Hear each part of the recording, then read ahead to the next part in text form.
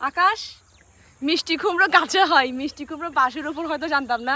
এই কাজ কে করলো? এই কাজ একদম 100% আমার বাপ্পি ছাড়া আর কেউ করবে না। বাপি করবে। তো বাপি অনেক দুষ্ট বা অনেক ভালো। কেন ভালো সেটা বলি, আজকে আমাদের জমি নিয়ে এসেছি, অনেকগুলো ভিডিও হয়েছে, সেই সাথে এসে দেখলাম বাপি তো অনেক কিছুই লাগিয়ে ফেলেছে।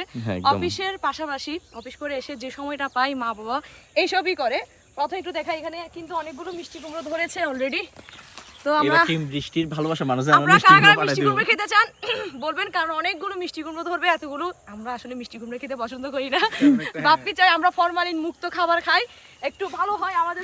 খাই কিন্তু আমরা একটু সবজিটা একটু কম খাই, সবজি কম খাই না। যেটু শুধু মিষ্টি কুমড়া না, যেটু সময় পেলে অনেক টমেটো গাছও লাগিয়েছে এখানে না। টমেটো এটা আমরা কত বছর কমলা পর্যন্ত খেয়েছি যেটুর হাতে।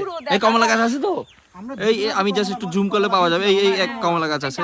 ডাব দেখো না, হ্যাঁ এগুলো সব জেঠুর হাতে তৈরি, এগুলো সব জেঠুর হাতে নিচে। ওই সাইডে পেঁপে আছে তো, পেঁপেটা এখনো ধরে নাই ভালো করে, অনেক ছোট।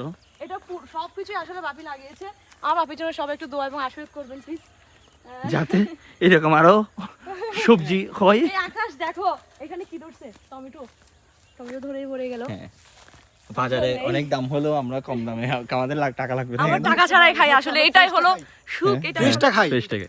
তার চেয়ে বড় কথা হচ্ছে এই কাজগুলোতে খুব হেল্প করে হচ্ছে আমার ভাই শুভ। মানে আপনারা শুভকে কতটুকু চেনেন বা জানেন জানি না, ও তো সবসময় ক্যামেরার পেছনেই থাকে আমাদের সবকিছুতে, কিন্তু শুভ খুব চেষ্টা করে, মানে এসব বিষয়ের খুব অভিজ্ঞতা আছে, ও সব কাজে পারদর্শী।